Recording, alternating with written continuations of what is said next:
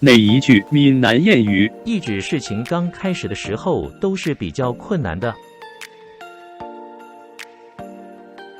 闽南谚语取材于台湾闽南语常用词词典。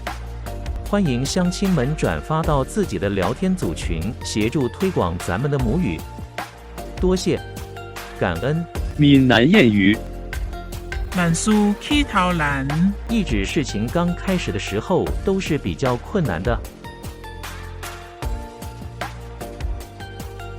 谢谢您的观赏，希望您会喜欢我为您制作的影片，请支持我，点击 subscribe， 然后再单击小铃铛，请点击下面观看同一系列的影片。